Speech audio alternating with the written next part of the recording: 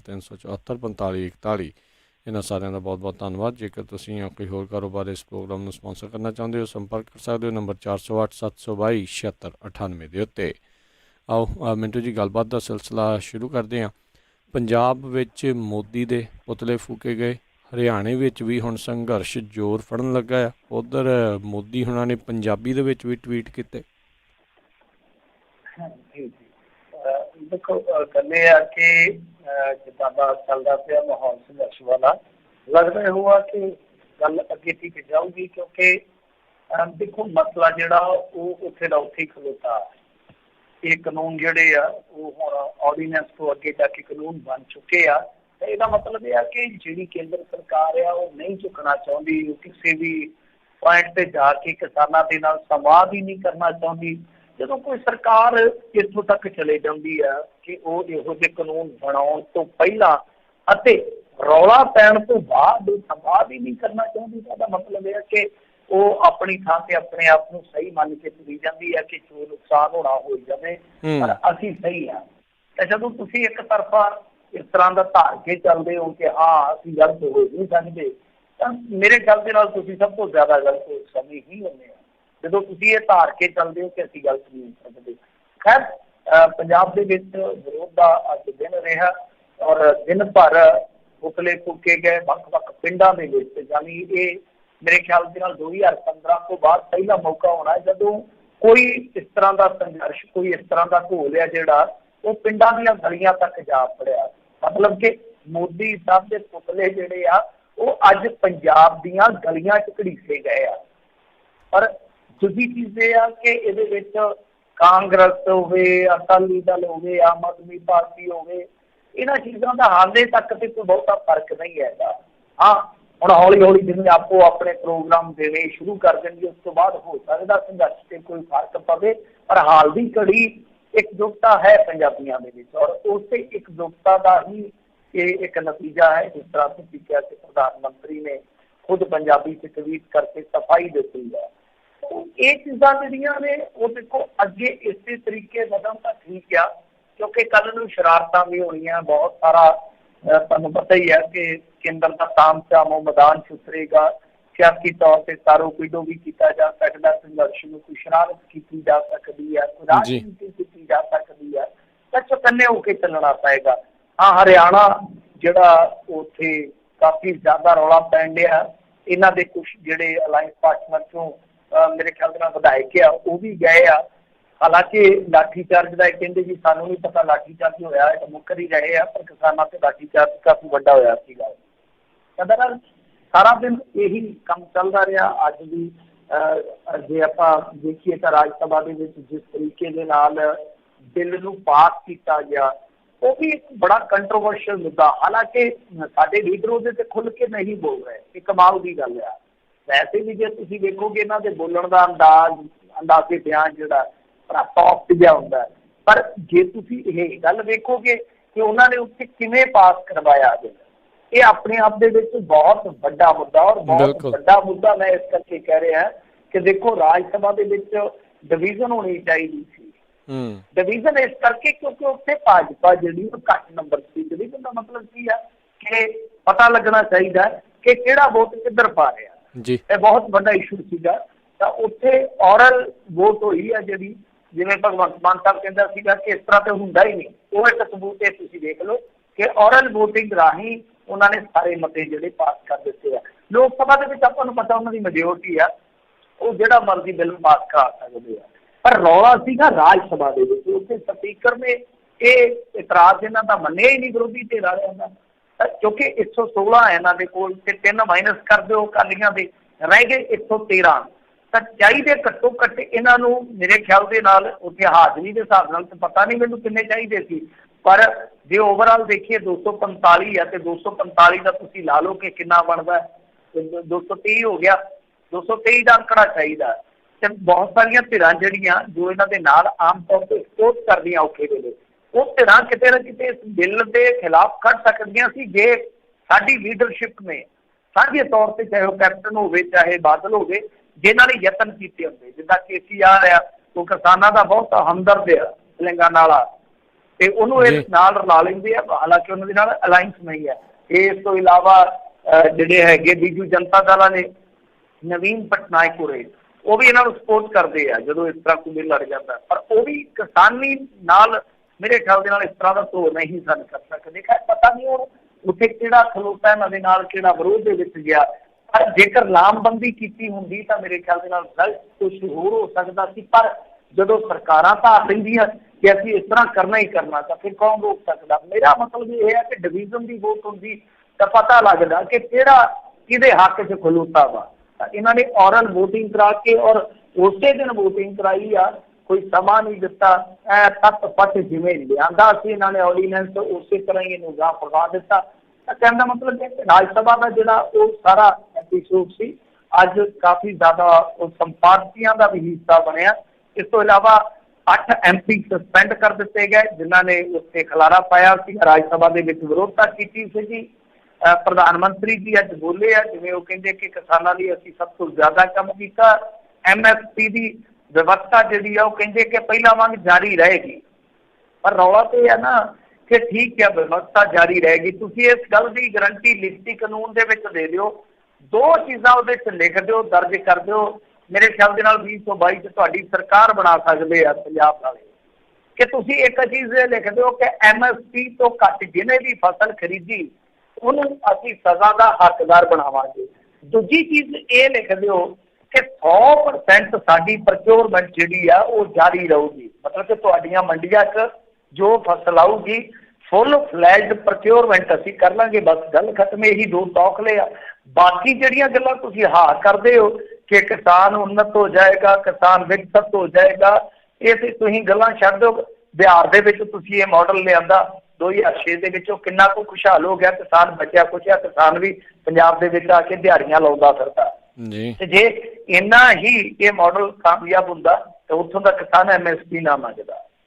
ਦੂਜੀ ਚੀਜ਼ ਇਹ ਆ ਕਿ ਹੁਣ ਤੁਸੀਂ ਬੱਕਰੀ ਨੂੰ ਸ਼ੇਰ ਦੇ ਮੂਹਰੇ ਸੁੱਟ ਰਹੇ ਹੋ ਖਾਲੀ ਮੈਦਾਨ 'ਚ, ਖੁੱਲੀ ਮੰਡੀ ਜਿਹਨੂੰ ਆਪਾਂ ਕਹਿੰਦੇ ਆ, ਤਾਂ ਕਿੰਨੀ ਕੁ ਦੇਰ ਉਹ ਬਚ ਜਾਏਗੀ, ਆਪਣੇ ਦਮ ਤੇ ਕਿੰਨੀ ਕੁ ਦੇਰ ਬਚ ਜਾਏਗੀ, ਕਿਉਂਕਿ ਤੁਸੀਂ ਤੇ ਪੱਲਾ ਹੀ ਝਾੜ ਰਹੇ ਹੋ ਕਿਸਾਨੀ ਤੋਂ। ਔਰ ਸ਼ੇਰ ਨੇ ਇੱਕ ਦਿਨ ਉਸ ਬੱਕਰੀ ਨੂੰ ਖਾ ਹੀ ਜਾਣਾ, ਚਾਹੇ ਉਹ ਖੁੱਲੀ ਮਾਰਕੀਟ ਦੇ ਰੂਪ ਦੇ ਵਿੱਚ ਹੋਵੇ, ਚਾਹੇ ਉਹ ਜੋ ਇਹਨਾਂ ਨੇ ਕਾਂਟਰੈਕਟ ਫਾਰਮਿੰਗ ਲਿਆਂਦੀ ਆ ਉਹਦੇ ਵਿੱਚ ਵੀ ਤੁਸੀਂ ਦੇਖੋ ਨਾ ਕਲੌਜ਼ ਕਿਸ ਤਰ੍ਹਾਂ ਦੇ ਆ ਕਿ ਮੰਨ ਲਓ ਡਿਸਪਿਊਟ ਹੋ ਜਾਂਦਾ। ਹੁਣ ਉਦਾਹਰਨ ਮੈਂ ਦਿੰਦਾ ਕਿ ਉਹ ਤੌਖਲੇ ਜਿਹੜੇ ਪ੍ਰਧਾਨ ਸੇਵਕ ਜੀ ਨੂੰ ਦੂਰ ਕਰਨੇ ਚਾਹੀਦੇ ਆ। ਫਰਜ਼ ਕਰੋ ਕਿ ਕੋਈ ਕਿਸਾਨ ਆ, ਉਹਨੇ ਕਾਂਟਰੈਕਟ ਫਾਰਮਿੰਗ ਕਰ ਲਈ ਆ, ਤੇ ਜਿਹੜਾ ਕਰਵਾਉਣ ਵਾਲਾ ਵਾ ਉਹ ਹੈਗਾ ਮੰਡੀ ਦਾ ਬਹੁਤ ਜ਼ਿਆਦਾ ਭੇਤੀ, ਉਹਨੂੰ ਲੱਗਿਆ ਕਿ ਮੰਡੀ ਜਿਹੜੀ ਡਾਊਨ ਚੱਲਦੀ ਹੈ, ਤੇ ਉਹਨੇ ਕਿਸਾਨ ਨੂੰ ਠੱਗ ਲਿਆ ਕਿ 10-20 ਦਿਨ ਫਸਲ ਜਿਹੜੀ ਆ ਰੋਕ, ਤੇ ਕਿਸਾਨ ਨੇ ਤੇ ਦੂਜੀ ਵੀ ਫਸਲ ਬੀਜਣੀ ਹੋਊਗੀ ਤੇ ਮੰਡੀ 'ਚ ਮੰਨ ਲਓ ਨਹੀਂ ਉੱਭਰਦੀ ਮੰਦੇ 'ਚ, ਤੇ ਉਹਨੇ ਕੋਈ ਨਾ ਕੋਈ ਨੁਕਸ ਕੱਢ ਦੇਣਾ ਕਿ ਤੇਰੇ ਕਰਕੇ ਫਸਲ ਦੀ ਮਿਆਰਤਾ ਦੇ ਵਿੱਚ ਕਿਤੇ ਨਾ ਕਿਤੇ ਕੋਈ ਕਮੀ ਆ ਗਈ ਹੈ, ਡਿਸਪਿਊਟ ਹੋ ਗਿਆ। ਮਾੜੇ ਦਾ ਤੁਹਾਨੂੰ ਪਤਾ ਹੀ ਹੈ ਕੌਣ ਹੁੰਦਾ। ਇਹਦੇ ਵਿੱਚ ਤੁਸੀਂ ਸਿਵਲ ਕੋਰਟ 'ਚ ਨਹੀਂ ਜੇ ਜਾ ਸਕਦੇ, ਤੁਸੀਂ ਜਾਣਾ ਹੈ SDM ਦੇ ਕੋਲ ਜਾਂ ਜਾਣਾ DC ਦੇ ਕੋਲ, ਤੇ ਕੌਣ ਸੁਣਵਾਈ ਕਰੂਗਾ ਮੈਨੂੰ ਦੱਸੋ। ਤਾਂ ਤੁਸੀਂ ਕਿਸਾਨ ਨੂੰ ਸਿੱਧੇ ਤੌਰ ਤੇ ਇੱਕ ਤਰ੍ਹਾਂ ਨਾਲ ਕਹਿ ਲਓ ਬੱਕਰੀ ਬਣਾ ਕੇ ਸ਼ੇਰ ਦੇ ਸਾਹਮਣੇ ਪੇਸ਼ ਕਰ ਰਹੇ ਹੋ, ਬਹੁਤੀ ਦੇਰ ਉਹ ਖੈਰ ਨਹੀਂ ਮਨਾ ਸਕੇਗਾ। ਖੈਰ ਅੱਗੇ ਇਸ ਤੋਂ ਇਲਾਵਾ ਇਹਨਾਂ ਨੇ ਕਿਹਾ ਕਿ ਕਿਸਾਨ ਤੇ ਕੋਈ ਬੰਧਨ ਨਹੀਂ ਹੋਊਗਾ, ਮਤਲਬ ਕਿ ਕੋਈ ਪਾਬੰਦੀ ਨਹੀਂ ਹੋਊਗੀ। ਵਿਰੋਧੀ ਧਿਰ ਵਾਲਿਆਂ ਨੇ ਰੌਲਾ ਪਾਉਂਦੇ ਆ ਕਿ ਇਹ ਕਹਿੰਦੇ ਕਿਸਾਨਾਂ ਦੀ ਮਜ਼ਬੂਤੀ ਵਾਸਤੇ ਹੀ ਅਸੀਂ ਇਹ ਸਭ ਕੁਛ ਕੀਤਾ। ਮਜ਼ਬੂਤੀ ਵਾਸਤੇ ਜੇ ਤੁਸੀਂ ਕੀਤਾ ਤਾਂ ਕਿਸਾਨਾਂ ਨੂੰ ਸਮਝਾ ਕਿਉਂ ਨਹੀਂ ਪਾ ਰਹੇ ਤੁਸੀਂ, ਸਭ ਤੋਂ ਵੱਡੀ ਗੱਲ ਆ। ਤੇ ਬਾਕੀ ਕਹਿੰਦੇ ਮੰਡੀਆਂ ਦਾ ਕੰਮ ਜਿਵੇਂ ਸੀ ਉਸੇ ਤਰ੍ਹਾਂ ਹੀ ਜਾਰੀ ਰਹੇਗਾ, ਪਰ ਰੌਲਾ ਹੈ ਕਿ ਓਪਨ ਮਾਰਕੀਟ ਜਦੋਂ ਬਹੁਤ ਹੱਦ ਤੱਕ ਲਾਲਚ ਦੇਵੇਗੀ ਕਿਸਾਨਾਂ ਨੂੰ ਸ਼ੁਰੂਆਤ ਦੇ ਵਿੱਚ, ਤਾਂ ਉਦੋਂ ਜਿਹੜੀ ਉਹ ਮੰਡੀਆਂ ਵਾਲੀ ਮਾਰਕੀਟ ਉਹ ਕਿੰਨੀ ਕੁ ਦੇਰ ਸਰਵਾਈਵ ਕਰੇਗੀ, ਕਿਉਂਕਿ ਉੱਥੇ ਟੈਕਸਾਂ ਨਾਲ ਚੱਲਣੀ ਹੈ ਨਾ। ਤਾਂ ਉਹ ਮਹਿਕਮੇ ਕਿੰਨੀ ਕੁ ਦੇਰ ਤੱਕ ਸਰਵਾਈਵਲ ਆਪਣੀ ਕਰ ਸਕਣਗੇ, ਇਹ ਆਪਣਾ ਇੱਕ ਬਹੁਤ ਵੱਡਾ ਕੰਸਰਨ ਵੀ ਹੈ ਪੰਜਾਬੀਆਂ ਦਾ, ਇੱਕ ਬਹੁਤ ਵੱਡਾ ਸਵਾਲ ਵੀ ਆ। ਉਧਰ ਖੈਰ ਜੇ ਆਪਾਂ ਇੱਧਰ ਗਤੀਵਿਧੀਆਂ ਤੇ ਪਾਈਏ ਝਾਤ, ਤਾਂ ਆਮ ਆਦਮੀ ਪਾਰਟੀ ਵਾਲੇ ਵਿਰੋਧ ਦੇ ਵਿੱਚ ਰਾਜਪਾਲ ਕੋਲ ਗਏ ਆ, ਪਰ ਭੋਲੀਆਂ ਗੱਲਾਂ ਨੇ। ਰਾਜਪਾਲ ਕਿਹਨਾਂ ਦਾ ਆ? ਦੂਜੀ ਚੀਜ਼ ਇਹ ਆ ਕਿ ਅੱਜ ਇੱਕ ਹੋਰ ਦਾ ਖੇਡਿਆ ਕੇਂਦਰ ਸਰਕਾਰ ਨੇ ਦੇਰ ਸ਼ਾਮ ਤੱਕ ਇਹਨਾਂ ਨੇ ਕਣਕ ਦਾ ਭਾਅ ਮੇਰੇ ਖਿਆਲ ਦੇ ਨਾਲ ਵਧਾ ਦਿੱਤਾ, MSP ਦਾ ਐਲਾਨ ਕਰ ਦਿੱਤਾ। ਕੁਛ ਮੀਡੀਆ ਆਊਟਲੈਟ 85 ਰੁਪਏ ਪ੍ਰਤੀ ਕੁਇੰਟਲ ਕਹਿੰਦੇ ਆ, ਤੇ ਕੁਛ ਨੇ 50 ਰੁਪਏ ਲਿਖਿਆ। ਸਵੇਰੇ ਕਨਫਰਮ ਹੋ ਜਾਏਗਾ ਜਦੋਂ ਲਿਸਟ ਮਿਲੀ ਕਿ ਕਿਹੜੀ ਫਸਲ ਜਿਹੜੀ ਆ ਉਹ ਕਿੰਨੀ ਵਧਾਈ ਹੈ। ਵੈਸੇ ਸਰੋਂ ਦਾ ਮੈਂ ਦੇਖ ਰਿਹਾ ਸੀ 225 ਰੁਪਏ MSP ਵਧਾ ਦਿੱਤਾ। मतलब कि ਤੁਸੀਂ ਸਮਝਦੇ ਹੋ ਨਾ ਕਿ ਟੈਕਟਿਕ ਉਹਨਾਂ ਦੀ ਕੀ ਆ ਜੀ ਕਿ ਨਾਲ ਦੀ ਨਾਲ ਐਮਐਸਪੀ ਦੇ ਵਿੱਚ ਇਜ਼ਾਫਾ ਕਰ ਦਿੱਤਾ ਤਾਂ ਕਿ ਕਿਸਾਨ ਥੋੜੇ ਜਿਹੀ ਸ਼ਾਂਤ ਹੋ ਸਕਣ। ਇੱਧਰ ਕਨਸੋਆਂ ਇਹ ਨੇ ਕਿ ਮੁੱਖ ਮੰਤਰੀ ਪੰਜਾਬ ਕੈਪਟਨ ਅਮਰਿੰਦਰ ਸਿੰਘ ਛੇਤੀ ਸਪੈਸ਼ਲ ਇਜਲਾਸ ਕਰ ਸਕਦੇ ਆ ਔਰ ਇਸ ਕਾਨੂੰਨ ਨੂੰ ਰੱਦ ਕਰ ਸਕਦੇ, ਮਤਲਬ ਕਿ ਮਤਾ ਵਗੈਰਾ ਦੂਜਾ ਪਾ ਸਕਦੇ ਆ। ਇਸ ਤੋਂ ਇਲਾਵਾ ਉਹਨਾਂ ਨੇ ਇਸ ਫੈਸਲੇ ਨੂੰ ਯਾਨੀ ਕੇਂਦਰ ਸਰਕਾਰ ਦੇ ਫੈਸਲੇ ਨੂੰ ਮਜ਼ਾਕ ਦੱਸਿਆ ਵਾ। ਇੱਕ ਵੱਡੀ ਖਬਰ ਜਿਹੜੀ ਆ ਉਹ ਦਿੱਲੀ ਤੋਂ ਆਉਣ ਡਈ ਆ। ਪੰਜਾਬ ਦੇ ਜਿਹੜੇ ਮੈਂਬਰ ਪਾਰਲੀਮੈਂਟ ਸੀ ਕੁਛ ਕਾਂਗਰਸ ਦੇ, ਜਿੱਦਾਂ ਰਵਨੀਤ ਬਿੱਟੂ ਚੌਧਰੀ, ਸੰਤੋਖ ਸਿੰਘ ਵੀ ਜਾਪਦਾ ਸੀ, ਡਿੰਪਾ, ਇਹ ਸਾਰੇ ਜਿਹੜੇ ਆ ਕੈਂਡਲ ਮਾਰਚ ਕਰ ਰਹੇ ਸਨ ਰਾਸ਼ਟਰਪਤੀ ਭਵਨ ਤੀਕ। ਤਾਂ ਦੱਸਦੇ ਇਹ ਆ ਕਿ ਪੁਲਿਸ ਦੇ ਨਾਲ ਇਹਨਾਂ ਦੀ ਖਿੱਚਤੂ ਹੋਈ ਆ, ਇਹਨਾਂ ਨੂੰ ਜ਼ਿਆਦਾ ਮੇਰੇ ਖਿਆਲ ਦੇ ਨਾਲ ਥੋੜਾ ਖਿੱਚਿਆ ਗਿਆ ਪੁਲਿਸ ਵੱਲੋਂ। ਤਾਂ ਹੁਣ ਦਵਾ ਦਵ ਇਹ ਮੀਡੀਆ ਦੇ ਸਾਹਮਣੇ ਵੀ ਆ ਰਹੇ ਆ। ਸਰ ਇਹ ਬਦਸਲੂਕੀ ਸਾਡੇ ਐਮਪੀ ਦੇ ਨਾਲ ਨਹੀਂ ਹੋਣੀ ਚਾਹੀਦੀ, ਪਰ ਸਾਡੇ ਐਮਪੀ ਨੂੰ ਵੀ ਦੇਖਣਾ ਚਾਹੀਦਾ ਕਿ ਔਖੇ ਵੇਲੇ ਵੇਖ ਲਓ ਕਿ ਕਿੰਨਾ ਦੁੱਖ ਹੁੰਦਾ ਕਿ ਇੱਕ ਤੇ ਤੁਸੀਂ ਹੱਕ ਹਕੂਕਾਂ ਲਈ ਲੜ ਰਹੇ ਹੁੰਦੇ ਹੋ, ਤੁਸੀਂ ਮਜਬੂਰ ਹੁੰਦੇ ਹੋ, ਉੱਤੋਂ ਤੁਹਾਡੇ ਨਾਲ ਸਲੂਕ ਇਸ ਤਰ੍ਹਾਂ ਦੇ ਕੀਤੇ ਜਾਂਦੇ ਆ, ਵਤੀਰੇ ਇਸ ਤਰ੍ਹਾਂ ਦੇ ਕੀਤੇ ਜਾਂਦੇ ਆ ਜੀ। ਤੇ ਮੋਦੀ ਉਹਨਾਂ ਨੇ ਮਿੰਟੂ ਜੀ ਜਿਹੜੀ ਸਫਾਈ ਦਿੱਤੀ ਸੀ, ਕੀ ਹੁਣ ਇਹ ਕਿਸਾਨਾਂ ਨੂੰ ਸਫਾਈ ਦਿੱਤੀ, ਭਾਸ਼ਣ ਭੂਸ਼ਣ ਵੀ ਕਰੀ ਜਾਂਦੇ ਬਹੁਤ ਹੁਣ? ਹਾਂਜੀ, ਸਫਾਈ ਤੇ ਦੇਖੋ ਫੇਕ ਜਿਹੜਾ ਗਿਆ ਵਾ, ਸਫਾਈ ਇਹੋ ਹੀ ਦਿੱਤੀ ਆ ਕਿ ਐਮਐਸਪੀ ਜਿਹੜੀ ਆ ਉਹ ਅਸੀਂ ਤੁਹਾਡੀ ਬਰਕਰਾਰ ਰੱਖਾਂਗੇ, ਮਤਲਬ ਕਿ ਮੰਡੀਆਂ ਦਾ ਢਾਂਚਾ ਤੁਹਾਡਾ ਜਿਹੜਾ ਜਿਉਂਦਾ ਤਿਉਂ ਰਹੇਗਾ। ਪਰ ਸਵਾਲ ਤੇ ਰਾਜ ਕਰਨਵੀਰ ਸਿੰਘ ਜੀ ਇਹੋ ਆ ਨਾ ਕਿ ਐਮਐਸਪੀ ਤਾਂ ਤੁਸੀਂ 23 ਫਸਲਾਂ ਤੇ ਦਿੰਦੇ। ਮੈਂ ਤੁਹਾਨੂੰ ਇੱਕ ਉਦਾਹਰਨ ਦਿੰਦਾ, ਜਦੋਂ ਇਹਨਾਂ ਨੇ A2 ਪਲੱਸ ਐਪਲ ਦਾ ਦਿੱਤਾ ਸੀਗਾ ਫਾਰਮੂਲਾ, ਉਹਦੇ ਤੇ 50% ਮਤਲਬ ਲਾਗਤ ਤੋਂ ਇਹਨਾਂ ਦਿੱਤਾ ਸੀਗਾ। ਤੁਹਾਨੂੰ ਚੇਤੇ ਹੋਣਾ 2018 ਦੇ ਵਿੱਚ ਵੋਟਾਂ ਤੋਂ ਪਹਿਲਾਂ ਇਹਨਾਂ ਨੇ ਕਿਸਾਨ ਕਲਿਆਣ ਰੈਲੀਆਂ ਕੀਤੀਆਂ ਸਨ ਤੇ ਇੱਕ ਰੈਲੀ ਕੀਤੀ ਸੀ ਬਲੋਚ, ਜਿੱਥੇ ਮਜੀਠੀਏ ਨੂੰ ਆਉਣ ਦੀ ਮਨਾਹੀ ਹੋ ਗਈ ਸੀ, ਯਾਦ ਹੋਣਾ ਤੁਹਾਨੂੰ, 11 ਜੁਲਾਈ 2018 ਦੀ ਗੱਲ ਆ, 2018 ਦੀ। ਤਾਂ ਮਲੋਟ ਕਿਉਂਕਿ ਸਾਡਾ ਇਲਾਕਾ ਮੈਨੂੰ ਯਾਦ ਆ। ਇੱਥੇ ਖਲੋ ਕੇ ਉਹਨਾਂ ਨੇ ਆਖਿਆ ਸੀਗਾ ਕਿ ਜਿਵੇਂ ਉਹ ਬੋਲਦੇ ਹੁੰਦੇ ਆ ਨਾ ਕਈ ਵਾਰ ਜਾ ਕੇ ਉਸੇ ਸਟੇਟ ਦੀ ਭਾਸ਼ਾ ਬੋਲਦੇ ਹੁੰਦੇ ਆ, ਤੇ ਪੰਜਾਬ ਦੇ ਵਿੱਚ ਤੇ ਰਹੇ ਲੰਬੇ ਸਮੇਂ, ਤੇ ਉਹਨਾਂ ਨੇ ਆਖਿਆ ਸੀ ਨਰਮਾ ਹੁਣ ਨਰਮ ਨਹੀਂ ਰਹੇਗਾ, ਮਤਲਬ ਕਿ ਅਸੀਂ ਨਰਮੇ ਤੇ ਐਮਐਸਪੀ ਦੇਣ ਜਾ ਰਹੇ ਹਾਂ। ਤੁਸੀਂ ਅੱਜ ਸ਼ਾਇਦ ਟ੍ਰਿਬਿਊਨ ਦੀ ਰਿਪੋਰਟ ਪੜ੍ਹੀ ਹੋਵੇ ਤਾਂ ਟ੍ਰਿਬਿਊਨ ਦੀ ਰਿਪੋਰਟ ਇਹ ਕਹਿੰਦੀ ਆ ਕਿ ਪੰਜਾਬ ਦਾ 7000 ਕੁਆਂਟਲ ਨਰਮਾ ਜਿਹੜਾ ਉਹ ਐਮਐਸਪੀ ਤੋਂ ਘੱਟ ਤੁਲਿਆ ਐਤਕੀ। ਯਾਨੀ ਮਲੋਟ ਦੇ ਵਿੱਚ ਖੜ ਕੇ ਕਹਿ ਕੇ ਗਏ ਕਿ ਨਰਮਾ ਨਰਮ ਨਹੀਂ ਰਹੇਗਾ, ਤਾਂ ਉਸੇ ਮਲੋਟ ਦੇ ਵਿੱਚ ਨਰਮਾ ਜਿਹੜਾ ਸਾਡੇ ਇਲਾਕੇ ਦੇ ਵਿੱਚ ਨਰਮਾ ਬਹੁਤ ਹੁੰਦਾ, ਤਾਂ ਸਾਡੇ ਇਲਾਕੇ ਦੇ ਲੋਕਾਂ ਨੇ ਐਮਐਸਪੀ ਤੋਂ 500, 700, 800 ਇੱਕ ਵੀ ਘੱਟ ਵੇਚਿਆ ਵਾ। ਆ ਮੱਕੀ ਦੇਖ ਲਓ, ਮੱਕੀ 1825 ਰੇਟ ਹੈ ਮੇਰੇ ਖਿਆਲ ਦੇ ਨਾਲ, ਤੇ ਵਿਕ ਕੀ ਰੇਟ ਰਹੀ ਆ ਅੱਧ ਦੇ ਵਿੱਚ। ਸੋ 23 ਫਸਲਾਂ ਤੇ ਤੁਸੀਂ ਐਮਐਸਪੀ ਆਲਰੇਡੀ ਦੇ ਰੱਖਿਆ ਵਾ, ਪਰ ਉਹਨਾਂ ਨੂੰ ਜੇ ਤੁਸੀਂ ਦੇਖੋਗੇ ਚੰਗੀ ਤਰ੍ਹਾਂ ਕਿਸੇ ਨੂੰ ਵੀ ਨਹੀਂ ਮਿਲਦਾ ਸਿਵਾਏ ਕਣਕ ਤੇ ਝੋਨੇ ਨੂੰ। ਤੇ ਤਸੱਲੀਆਂ ਤੁਹਾਡੀਆਂ ਜਿਹੜੀਆਂ ਨੇ ਉਹ ਸਿਰਫ ਕਾਗਜ਼ੀ ਤਸੱਲੀਆਂ ਨੇ, ਸਫਾਈਆਂ ਤੁਹਾਡੀਆਂ ਕਾਗਜ਼ੀ ਸਫਾਈਆਂ ਨੇ। ਮਤਲਬ ਕਿ ਜਿੱਦਾਂ ਕੋਈ ਕਾਨੂੰਨ ਹੋਵੇ ਤਾਂ ਘੇਰਿਆ ਜਾ ਸਕਦਾ, ਕਿਉਂਕਿ ਤੁਸੀਂ ਤੇ ਇਹ ਵੀ ਗੱਲ ਕਹੀ ਸੀਗੀ ਨਾ ਕਿ ਅਸੀਂ ਸਵਾਮੀਨਾਥਨ ਕਮਿਸ਼ਨ ਦੀਆਂ ਸਿਫਾਰਿਸ਼ਾਂ ਲਾਗੂ ਕਰ ਦਿਆਂਗੇ, ਪਰ ਉਸ ਤੋਂ ਬਾਅਦ ਤੁਸੀਂ ਮੁੱਕਰ ਕੇ ਸੁਪਰੀਮ ਕੋਰਟ 'ਚ ਜਾ ਕੇ ਤੁਸੀਂ ਹਲਫਨਾਮਾ ਦੇ ਦਿੰਦੇ ਹੋ। ਤੁਸੀਂ ਤੇ ਇਹ ਵੀ ਕਿਹਾ ਸੀਗਾ ਕਿ 15-15 ਲੱਖ ਰੁਪਏ ਤੁਹਾਡੇ ਖਾਤੇ 'ਚ ਪਾਵਾਂਗੇ, ਫਿਰ ਤੁਸੀਂ ਕਹਿ ਦਿੱਤਾ ਕਿ ਨਹੀਂ ਜੀ ਉਹ ਤੇ ਚੁਣਾਵੀ ਜੁਮਲਾ ਸੀ। ਤੁਸੀਂ ਤੇ ਨੋਟਬੰਦੀ 'ਚ ਕਿਹਾ ਸੀਗਾ ਕਿ ਲਓ ਅੱਤਵਾਦ ਦਾ ਲੱਕ ਤੋੜ ਦਿਆਂਗੇ, ਜਾਲੀ ਕ੍ਰਾਂਤੀ ਦਾ ਲੱਕ ਤੋੜ ਦਿਆਂਗੇ, ਆਪਾਂ ਇੱਥੇ ਕਾਲੇ ਧਨ ਦਾ ਲੱਕ ਤੋੜ ਦਿਆਂਗੇ। ਮੈਨੂੰ ਦੱਸੋ ਕਿਹੜਾ ਲੱਕ ਟੁੱਟਿਆ? ਉਲਟਾ ਲੱਕ ਟੁੱਟ ਗਿਆ, ਲੱਕ ਕਿਸਮਤ ਟੁੱਟ ਗਈ। ਤੁਸੀਂ GST ਬਾਰੇ ਵੀ ਬਹੁਤ ਕੁਛ ਬੋਲਿਆ ਸੀ, ਭਰੋਸਾ ਦਿੱਤਾ ਸੀ। ਤੁਸੀਂ ਨੋਟਬੰਦੀ ਵੇਲੇ ਇੱਥੋਂ ਤੱਕ ਆਖਿਆ ਸੀ ਮੈਨੂੰ ਗਿਣਤੀ ਦੇ 10 ਦਿਨ ਦੇ ਦਿਓ, ਉਸ ਤੋਂ ਬਾਅਦ ਚੌਂਕ 'ਚ ਖਿਲਾ ਲਓ। ਦੱਸੋ ਕਿਹੜੇ ਬਠਿੰਡਾ ਚੌਂਕ 'ਚ ਆਂਡੇ ਤੁਸੀਂ ਖੜਨ ਕੇ ਹਾਂ ਭਾਈ ਮੇਰੇ ਤੋਂ ਬਹੁਤ ਵੱਡੀ ਗਲਤੀ ਹੋਈ ਹੈ, ਮੁੜ ਕੇ ਤੁਸੀਂ ਕਿੱਥੇ ਮੰਨਣਾ? ਤੁਸੀਂ ਨਹੀਂ ਮੰਨਦੇ, ਤੁਸੀਂ ਆਪਣੀ ਗਲਤੀ ਤੇ ਮੁੜ ਕੇ ਕਦੇ ਪਛਤਾਵਾ ਵੀ ਨਹੀਂ ਕਰਦੇ। ਤਾਂ ਅੱਜ ਦੀ ਤਰੀਕ ਦੇ ਵਿੱਚ ਜੇ ਤੁਸੀਂ ਭਰੋਸਾ ਦੇਣਾ ਹੈ ਤਾਂ ਕਾਨੂੰਨ ਬਣਾ ਕੇ ਦਿਓ ਕਿ ਹਾਂ ਭਾਈ ਤੁਹਾਡੇ ਵਾਸਤੇ ਅਸੀਂ ਕਾਨੂੰਨ ਬਣਾ ਰਹੇ ਹਾਂ। ਜੇ ਅਸੀਂ ਕੋਈ ਆਪਣੀ ਜ਼ੁਬਾਨ ਤੋਂ ਫਿਰੀਏ ਤਾਂ ਉਸ ਤੋਂ ਬਾਅਦ ਕਾਨੂੰਨ ਜਾਣੇ, ਕਾਨੂੰਨ ਦਾ ਕੰਮ ਜਾਣੇ। ਜੀ ਜੀ। ਇਹ ਖੇਤੀ ਬਿੱਲਾਂ ਨੂੰ ਲੈ ਕੇ ਕਹਿੰਦੇ ਅਕਾਲੀ ਦਲ ਦਾ ਵਫਦ ਜਿਹੜਾ ਰਾਸ਼ਟਰਪਤੀ ਦੇ ਨਾਲ ਮੁਲਾਕਾਤ ਕਰਨ ਦੇ ਲਈ ਗਿਆ ਹੈ।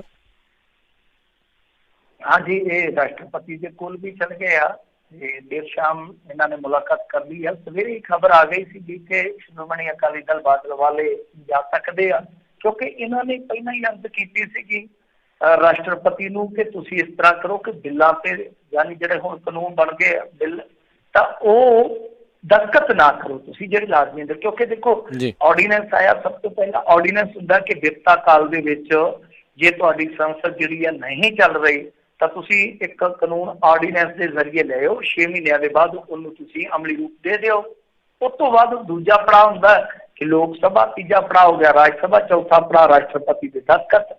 ਪਰ ਇਹਦੇ ਵਿੱਚ ਇਹ ਆ ਕਿ ਰਾਸ਼ਟਰਪਤੀ ਦੇ ਦਸਤਖਤ ਮੇਰੇ ਖਿਆਲ ਦੇ ਨਾਲ ਨਹੀਂ ਰੋਕ ਸਕਦੇ, ਕਿਉਂਕਿ ਲੋਕ ਸਭਾ ਤੇ ਰਾਜ ਸਭਾ ਨੇ ਪਾਸ ਕਰ ਦਿੱਤਾ। ਔਰ ਜੇ ਤੁਸੀਂ ਵੇਖੋਗੇ ਮੈਜੋਰਟੀ ਵੈਸੇ ਵੀ ਸਟੇਟਾਂ ਦੀ ਜਿਹੜੀ ਆ ਉਹ ਇਸ ਹੱਕ 'ਚ ਹੀ ਆ ਹਾਲ ਦੀ ਘੜੀ। ਪਰ ਗੱਲ ਇਹ ਆ ਕਿ ਇੱਕ ਪੜਾਅ ਜਿਹੜਾ ਹੋਰ ਵੀ ਹੁੰਦਾ, ਮਤਲਬ ਕਿ ਤੁਸੀਂ ਸੁਪਰੀਮ ਕੋਰਟ 'ਚ ਜਾਂ ਕਿਸੇ ਕੋਰਟ 'ਚ, ਵੈਸੇ ਦੀ ਸੁਪਰੀਮ ਕੋਰਟ 'ਚ ਹੀ ਜ਼ਿਆਦਾ ਜਾਇਆ ਜਾਊਗਾ ਮੇਰੇ ਖਿਆਲ ਦੇ ਨਾਲ। ਹਾਈ ਕੋਰਟ ਦਖਲ ਜਿਹੜੀ ਆ ਵਿਧਾਨ ਸਭਾ ਦੇ ਮਾਮਲੇ 'ਚ ਭਾਵੇਂ ਦੇ ਸਕਦੀ ਹੋਵੇ, ਬਾਕੀ ਮੈਨੂੰ ਪੱਕਾ ਨਹੀਂ ਪਤਾ। ਪਰ ਜੇ ਤੁਹਾਨੂੰ ਲੱਗਦਾ ਕਿ ਕਿਸੇ ਵੀ ਫੰਡਾਮੈਂਟਲ ਰਾਈਟ ਨੂੰ ਇਹ ਕਾਨੂੰਨ ਪ੍ਰਭਾਵਿਤ ਕਰ ਰਿਹਾ ਵਾ, ਜਾਂ ਕਿਸੇ ਨੂੰ ਇਹ ਲੱਗਦਾ ਹੈ ਕਿ ਸੰਵਿਧਾਨ ਦੀ ਕਸੌਟੀ ਤੇ ਇਹ ਕਾਨੂੰਨ ਜਿਹੜਾ ਖਰਾ ਨਹੀਂ ਉਤਰਦਾ, ਤਾਂ ਤੁਸੀਂ ਚੈਲੰਜ ਕਰ ਸਕਦੇ ਹੋ। ਪਰ ਉਹਦੇ ਵਾਸਤੇ ਤੁਹਾਡੇ ਕੋਲ ਨੁਕਤੇ ਠੋਸ ਹੋਣੇ ਚਾਹੀਦੇ ਆ, ਤੁਹਾਡੇ ਕੋਲ ਕਾਰਨ ਬਹੁਤ ਲੌਜੀਕਲੀ ਕਹੀਏ ਕਿ ਬਹੁਤ ਜ਼ਿਆਦਾ ਤਕੜੇ ਹੋਣੇ ਚਾਹੀਦੇ ਆ, ਫਿਰ ਤੁਸੀਂ ਉੱਥੇ ਜਾ ਕੇ ਕਾਨੂੰਨ ਨੂੰ ਅਗਾਂਹ ਕੁਛ ਨਾ ਕੁਛ ਬਦਲਾ ਸਕਦੇ ਹੋ। ਪਰ ਇਹ ਵੀ ਨਹੀਂ ਤਾਂ ਇੱਕ ਪੜਾਅ ਹੋਰ ਹੁੰਦਾ, ਉਹਦੇ 'ਚ ਕੀ ਆ ਕਿ ਆਪਾਂ ਦੇਖਿਆ ਇੱਕ ਵਾਰੀ ਦਲਿਤਾਂ ਵਾਲਾ ਜਿਹੜਾ ਕਾਨੂੰਨ ਸੀਗਾ, ਤੁਹਾਨੂੰ ਯਾਦ ਆ ਨਾ ਕਿ ਉਹ ਬਦਲ ਦਿੱਤਾ ਗਿਆ ਸੀ, ਸੁਪਰੀਮ ਕੋਰਟ ਵੱਲੋਂ ਇੱਕ ਫੈਸਲਾ ਦਿੱਤਾ ਗਿਆ ਸੀ। ਉਸ ਤੋਂ ਬਾਅਦ ਦਲਿਤਾਂ ਦਾ ਐਜੀਟੇਸ਼ਨ ਸਾਰੇ ਮੁਲਕ ਦੇ ਵਿੱਚ ਅੱਗੇ ਵਧਿਆ, ਤਾਂ ਉਸ ਐਜੀਟੇਸ਼ਨ ਦੇ ਦਬਾਅ ਦੇ ਹੇਠ ਸਰਕਾਰ ਇਸ ਤਰ੍ਹਾਂ ਕਰ ਗਈ ਸੀਗੀ ਕਿ ਉਹਨਾਂ ਨੇ ਇੱਕ ਕਾਨੂੰਨ ਹੋਰ ਲਿਆਂਦਾ, ਮਤਲਬ ਕਿ ਉਹਨਾਂ ਦੇ ਜਿਹੜੇ ਅਧਿਕਾਰ ਸੀਗੇ ਉਹਨਾਂ ਨੂੰ ਪ੍ਰੋਟੈਕਟ ਕਰਨ ਵਾਸਤੇ ਨਵਾਂ ਕਾਨੂੰਨ ਲਿਆਂਦਾ। ਤਾਂ ਉੱਥੇ ਵੋਟ ਦੀ ਰਾਜਨੀਤੀ ਜਿਹੜੀ ਆ ਫੈਸਲਾ ਬਦਲਣ ਵਾਸਤੇ ਮਜਬੂਰ ਕਰ ਗਈ ਸੀ ਕੇਂਦਰ ਸਰਕਾਰ ਨੂੰ। ਤਾਂ ਇਸ ਤਰ੍ਹਾਂ ਵੀ ਹੋ ਜਾਂਦਾ। ਪਰ ਕਿਉਂਕਿ ਹੁਣ ਇਸ ਵੇਲੇ ਜੇ ਵੇਖੀਏ ਪੰਜਾਬ ਦੇ ਕੋਲ ਪੋਲੀਟੀਕਲ ਪਾਵਰ ਤੇ ਹੈ ਨਹੀਂ ਜੀ ਇੰਨੀ, ਜਿੱਦਾਂ ਤੁਸੀਂ ਦੇਖੋ ਸਾਡੇ ਕੋਲ 12-13 MP ਹੈ ਝੁੱਗੇ ਦੇ ਵਿੱਚ, ਉਹਨਾਂ ਦੀ ਕੀ ਵਕਤ ਆ। ਤਾਂ ਅਕਾਲੀ ਦਲ ਵਾਲੇ ਜੋ ਇਹ ਕਰ ਰਹੇ ਆ ਉਸ ਕਾਰੇ ਦਾ ਮੈਨੂੰ ਨਹੀਂ ਲੱਗਦਾ ਕੋਈ ਲਾਭ ਹੋਣ ਵਾਲਾ ਹੈ। ਹਾਂ ਠੀਕ ਹੈ, ਰਾਜਨੀਤਿਕ ਤੌਰ ਤੇ ਤੁਸੀਂ ਸੱਚੇ ਹੋ ਸਕਦੇ ਹੋ ਕਿ ਆਹ ਭਾਈ ਅਸੀਂ ਯਤਨ ਕੀਤੇ ਆ, ਸਿਰ ਤੋੜ ਯਤਨ ਕੀਤੇ ਆ, ਪਰ ਇਹਨਾਂ ਯਤਨਾਂ ਦਾ ਮੈਨੂੰ ਨਹੀਂ ਲੱਗਦਾ ਕਿ ਕੋਈ ਫਲ ਮਿਲੂਗਾ। ਹੁਣ ਜਿਹੜੀ ਚੀਜ਼ ਅੱਗੇ ਕੀਤੀ ਜਾ ਸਕਦੀ ਹੈ ਉਹ ਇਹੋ ਆ ਕਿ ਰਾਜਨੀਤਿਕ ਇਲਜ਼ਾਮ ਤਰਾਸ਼ੀ ਛੱਡ ਕੇ ਇੱਕਮੁੱਠ ਹੋ ਕੇ, ਇੱਕਮਤ ਹੋ ਕੇ ਤੁਸੀਂ ਆਪਣਾ ਜਿਹੜਾ ਕੋਈ ਸਿਆਸੀ ਸੰਘਰਸ਼ ਚਲਾਉਣਾ ਉਹ ਚਲਾ ਲਓ ਇਕੱਠੇ ਹੋ ਕੇ। ਕਮ ਸੇ ਕਮ ਇੰਨਾ ਜ਼ਰੂਰ ਪੰਜਾਬ ਵਾਸਤੇ ਕੀਤਾ ਜਾ ਸਕਦਾ, ਕਿਉਂਕਿ ਜੇ ਤੁਸੀਂ ਬਰਾਬਰ ਚਲਾਓਗੇ ਸੰਘਰਸ਼ ਤਾਂ ਉੱਥੇ ਤੁਸੀਂ ਸੰਘਰਸ਼ ਦਾ ਨੁਕਸਾਨ ਕਰ ਦਿਓਗੇ। ਤਾਂ ਇਹ ਜ਼ਰੂਰ ਕੀਤਾ ਜਾ ਸਕਦਾ, ਕਿਉਂਕਿ ਅਕਾਲੀ ਦਲ ਨੇ ਐਲਾਨ ਕੀਤਾ ਵਾ ਕਿ ਹੁਣ ਦੇਖੋ ਜੀ ਅਸੀਂ ਹੀ ਇੱਕ ਜੇਲ੍ਹ ਪ੍ਰਬੰਧਨ ਵੀ ਚਲਾਵਾਂਗੇ। ਪਰ ਵੈਸੇ ਕਮਾਲ ਦੀਆਂ ਗੱਲਾਂ ਨੇ ਕਿ ਅਕਾਲੀ ਦਲ ਕਦੇ ਕੁਛ ਕਹਿ ਦਿੰਦਾ, ਕਦੇ ਕੁਛ ਕਹਿ ਦਿੰਦਾ। ਠੋਸ ਹਿਕਮਤ ਅਮਲੀ ਹਾਲੇ ਵੀ ਉਹ ਕਰ ਨਹੀਂ ਪਾ ਰਹੇ, ਪਰ ਫਿਰ ਵੀ ਜੇ ਆਪਾਂ ਦੇਖੀਏ ਤਾਂ ਇੱਕ ਯਤਨ ਜ਼ਰੂਰ ਕੀਤਾ ਜਾ ਰਿਹਾ ਕਿਤੇ ਨਾ ਕਿਤੇ। ਤਾਂ ਬਾਕੀ ਜਿਹੜੀ ਗੱਲ ਆ ਇਹਨਾਂ ਦੀ ਰਿਸ਼ਤੇ ਟੁੱਟਣ ਦੀ, ਹਾਲ ਦੀ ਘੜੀ ਉਹ ਰਿਸ਼ਤਾ ਜਿਹੜਾ ਟੀਚਕ ਕਹਿ ਲਓ ਸਹੀ, ਪਰ ਤੁਰਿਆ ਜ਼ਰੂਰ ਜਾਂਦਾ ਹੈ। ਟੀਚਕ ਹੀ ਆ।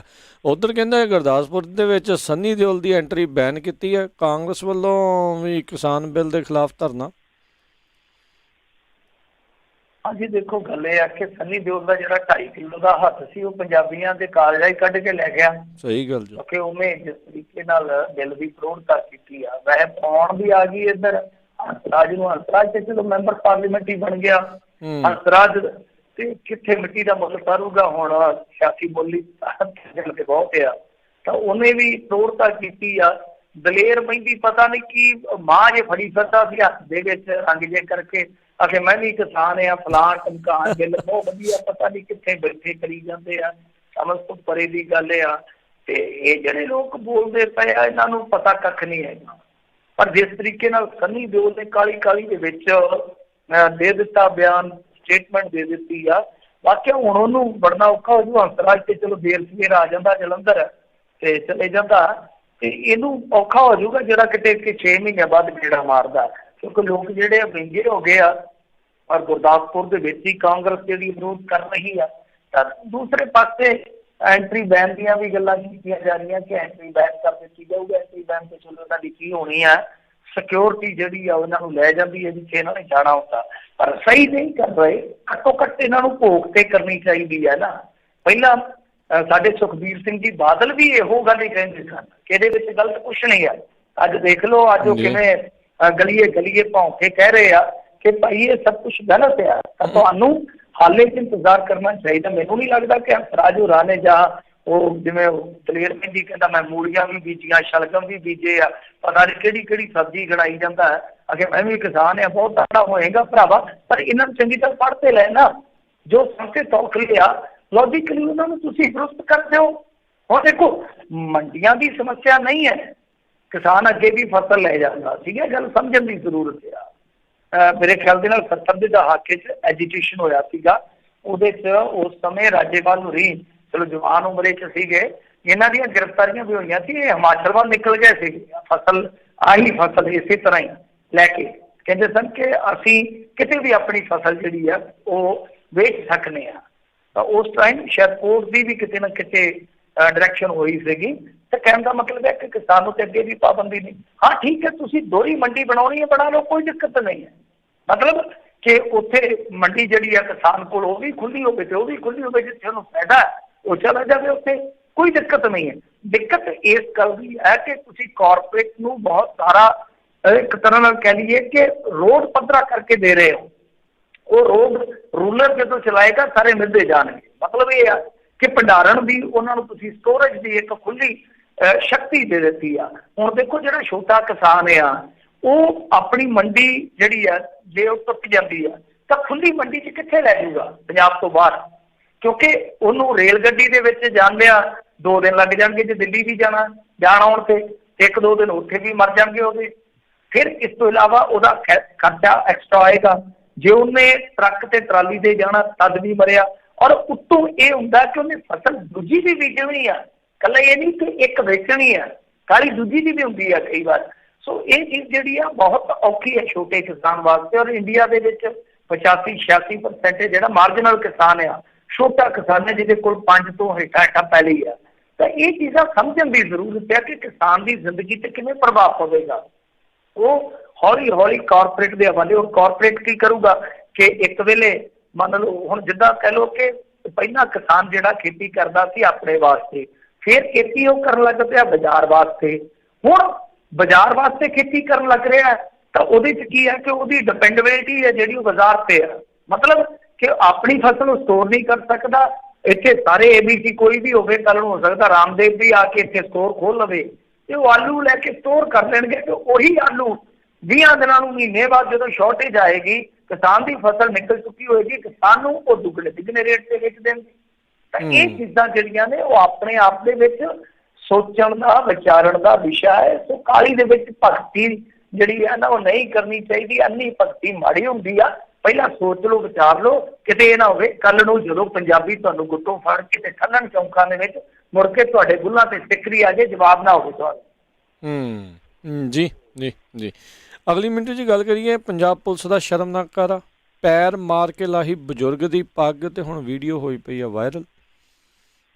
ਹਾਂਜੀ, ਇਹ ਪਾਇਲ ਦੀ ਘਟਨਾ ਹੈ। ਪਾਇਲ ਥਾਣੇ ਦੀ ਪੁਲਿਸ ਵਾਲਿਆਂ ਨੇ ਦੇਖੋ ਇੱਕ ਵੀਡੀਓ ਵਾਇਰਲ ਕੀਤੀ ਆ। ਉਹਦੇ ਵਿੱਚ ਉਹ ਦੱਸ ਰਹੇ ਆ ਕਿ ਦੇਖੋ ਮਨਵਿੰਦਰ ਸਿੰਘ ਗਿਆਸਪੁਰਾ ਜਿਹੜੇ ਹੱਥ 'ਚ ਪੱਗ ਲੈ ਕੇ ਤੁਰੇ ਜਾਂਦੇ ਆ, ਉਹ ਤੇ ਕਾਲੀ ਜਦੋਂ ਬਾਹਰ ਨਿਕਲੇ ਸੰਤਰੀ 'ਚ ਵੱਜ ਕੇ ਉਹਨਾਂ ਦੀ ਪੱਗ ਢੱਕ ਗਈ।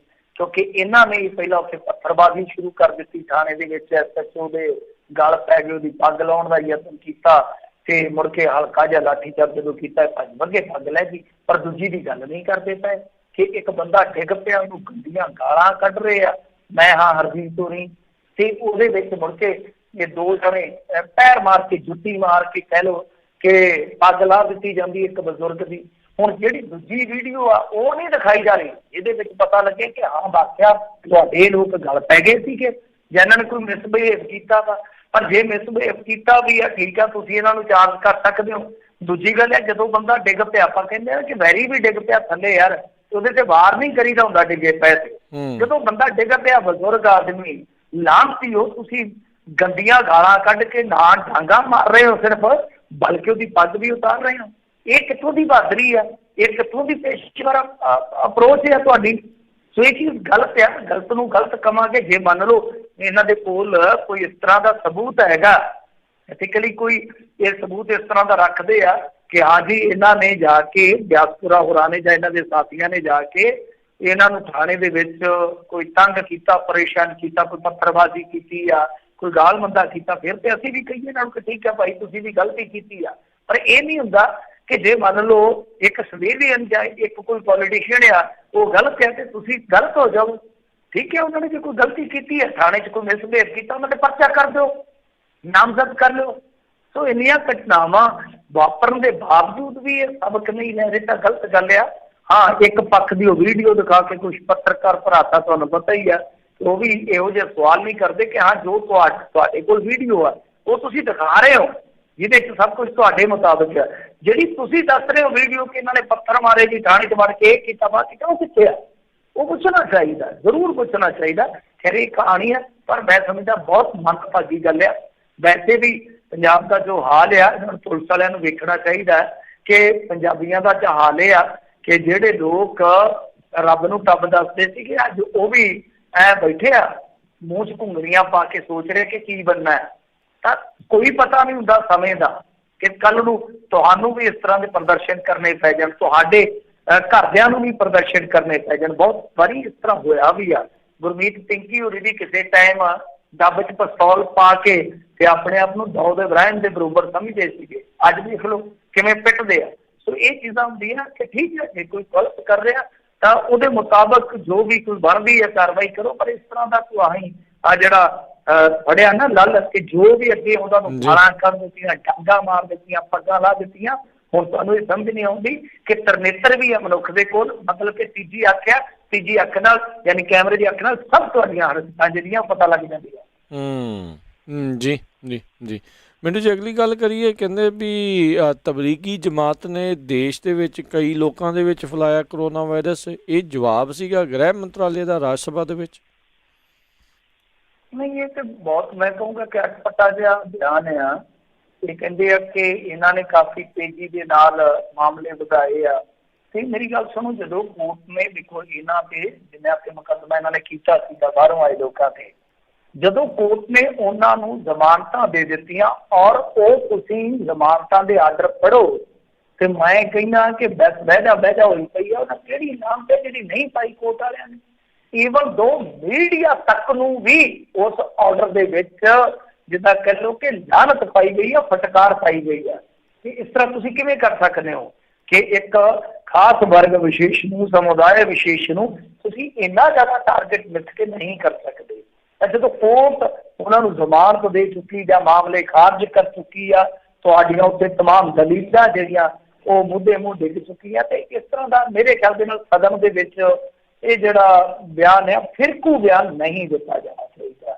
ਤੁਸੀਂ ਬਿਮਾਰ ਨੂੰ ਬਿਮਾਰ ਕਹੋ, ਤੁਸੀਂ ਕੋਈ ਸੰਕੇਤਕ ਸ਼ਬਦ ਇਸਤੇਮਾਲ ਕਰ ਸਕਦੇ ਹੋ ਕਿ ਹਾਂਜੀ ਫਲਾਣੀ ਜਗ੍ਹਾ ਤੇ ਫਲਾਣੀ ਘਟਨਾ ਕਰਕੇ ਇਸ ਤਰ੍ਹਾਂ ਵਾਪਰ ਗਿਆ ਸੀਗਾ। ਜੇ ਇਸ ਤਰ੍ਹਾਂ ਹੈ ਤਾਂ ਤੁਸੀਂ ਦੇਖੋ ਮਾਰਚ ਦੀ ਗੱਲ ਆ, ਉਸ ਤੋਂ ਬਾਅਦ ਉਹਨਾਂ ਨੂੰ ਤੁਸੀਂ ਲੱਭ ਕੇ ਐਡਮਿਟ ਕਰਾ ਦਿੱਤਾ ਹਸਪਤਾਲਾਂ 'ਚ ਜਾਂ ਥਾਣੇ ਫੜਾ ਦਿੱਤਾ। ਉਸ ਤੋਂ ਬਾਅਦ ਤੇ ਕੋਈ ਤਬਲੀਗੀ ਨਹੀਂ ਨਾ ਆਇਆ। ਉਸ ਤੋਂ ਬਾਅਦ ਤਾਂ ਉਹ ਬੰਦੇ ਜਿਹੜੇ ਸੀ ਕੁਛ ਸੈਂਕੜੇ ਜਾਂ ਕੁਛ ਦਰਜਨ ਹੋਣਗੇ, ਉਹ ਕਿੰਨੀ ਕੁ ਦੂਰ ਤੱਕ ਗਏ ਚਲੇ ਹੋਣਗੇ। ਉਸ ਤੋਂ ਬਾਅਦ ਅੱਜ ਤੱਕ ਕੀ ਉਹਨਾਂ ਦੀ ਚਲਾਈ ਚੇਨ ਹੀ ਚੱਲੀ ਜਾਂਦੀ ਆ। ਤੇ ਕਦੇ ਤੁਸੀਂ ਪੰਜਾਬ ਦੇ ਵਿੱਚ ਤੁਸੀਂ ਕਹਿ ਦਿੰਦੇ ਹੋ ਕਿ NRIs ਨੇ ਵਧਾ ਦਿੱਤਾ। ਆ ਤੁਹਾਡੀਆਂ ਐਂਕਰ ਬੀਬੀਆਂ ਕਹਿੰਦੀਆਂ ਸਨ ਕਿ NRIs ਨੇ ਬਲਾਸਟ ਕਰ ਦਿੱਤਾ ਪੰਜਾਬ ਦੇ ਵਿੱਚ। ਸੋ ਜੇ ਇਹ ਤੁਹਾਡੀ ਗੱਲ ਸੱਚੀ ਆ ਤਾਂ ਫਿਰ ਇਹਦਾ ਮਤਲਬ ਇਹ ਆ ਕਿ ਤਬਲੀਗੀ ਇਕੱਲੇ ਜਿਹੜੇ ਤੁਸੀਂ ਬਦਨਾਮ ਕਰ ਰਹੇ ਹੋ, ਦੂਜਿਆਂ ਦਾ ਵੀ ਹੱਕ ਆ। ਸੋ ਇਸ ਤਰ੍ਹਾਂ ਦੀਆਂ ਚੀਜ਼ਾਂ ਨਹੀਂ ਹੋਣੀਆਂ ਚਾਹੀਦੀਆਂ। ਮੰਦਰਾਂ ਦੇ ਵਿੱਚੋਂ ਵੀ ਮੁੱਦੇ ਨਿਕਲੇ ਆ ਇਸ ਤਰ੍ਹਾਂ ਦੇ ਕਿ ਜਿਨ੍ਹਾਂ 'ਚ ਬਹੁਤ ਜ਼ਿਆਦਾ ਮਰੀਜ਼ ਯਕਦਮ ਮਿਲੇ। ਮੀਡੀਆ ਆਊਟਲੈਟ ਜਿਹੜੇ ਆ ਉਹਨਾਂ ਦੇ ਦਫ਼ਤਰਾਂ 'ਚੋਂ ਮਿਲੇ ਆ। ਤੇ ਪ੍ਰੋਫਾਈਲਿੰਗ ਜਿਹੜੀ ਆ ਉਹ ਨਹੀਂ ਕੀਤੀ ਜਾਣੀ ਚਾਹੀਦੀ। ਪਰ ਜੋ ਬਿਆਨ ਆ ਵਾਕਿਆ ਹੈਰਾਨ ਕਰਦਾ ਕਿ ਕੋਰਟ ਕਚਹਿਰੀਆਂ ਜਿਹੜੀਆਂ ਉਹ ਤੇ ਉਹਨਾਂ ਨੂੰ ਰਾਹਤ ਦੇ ਰਹੀਆਂ, ਤੁਸੀਂ ਉਹਨਾਂ ਨੂੰ ਦੋਸ਼ੀ ਮੰਨ ਰਹੇ। ਠੀਕ ਹੈ, ਸਭ ਤੋਂ ਆਉਂਦੇ ਹੁੰਦੇ 37-20 ਹੈ ਤਗੜੇ ਦਾ। ਮੈਨੂੰ ਤਾਂ ਲੱਗਦਾ 37-20 ਅੱਜ ਕੱਲ੍ਹ 170-75 ਹੋਇਆ ਪਿਆ, ਚੱਲਦਾ ਪਿਆ ਕੰਮ। ਜੀ ਜੀ ਬਿਲਕੁਲ। ਤੇ ਮਿੰਟੂ ਜੀ ਬਹੁਤ ਬਹੁਤ ਤੁਹਾਡਾ ਧੰਨਵਾਦ ਕਰਦੇ ਹਾਂ, ਤੁਸੀਂ ਸਾਡੇ ਨਾਲ ਜੁੜੇ, ਇਹਨਾਂ ਖਬਰਾਂ ਬਾਰੇ ਤੁਸੀਂ ਜਾਣਕਾਰੀਆਂ ਦਿੱਤੀਆਂ, ਸਾਡੇ ਨਾਲ ਸਾਂਝੀਆਂ ਕੀਤੀਆਂ, ਬੜੀ ਮਿਹਰਬਾਨੀ, ਧੰਨਵਾਦ, ਸਤਿ ਸ਼੍ਰੀ ਅਕਾਲ ਜੀ। ਸਤਿ ਸ਼੍ਰੀ ਅਕਾਲ ਜੀ। ਦੱਸੋ ਤੇ ਇੱਥੇ ਸਾਡਾ ਅੱਜ ਦਾ ਪ੍ਰੋਗਰਾਮ ਸਮਾਪਤ ਹੈ। ਮਿਲਦੇ ਹਾਂ ਅਗਲੀ ਵਾਰ ਤੱਕ ਲਈ ਮੇਰੇ ਵੱਲੋਂ ਵੀ ਤੁਹਾਨੂੰ ਸਭ ਨੂੰ ਸਤਿ ਸ਼੍ਰੀ ਅਕਾਲ। ਸੁਣਦੇ ਰਹੋ ਪੰਜਾਬੀ ਰੇਡੀਓ USA।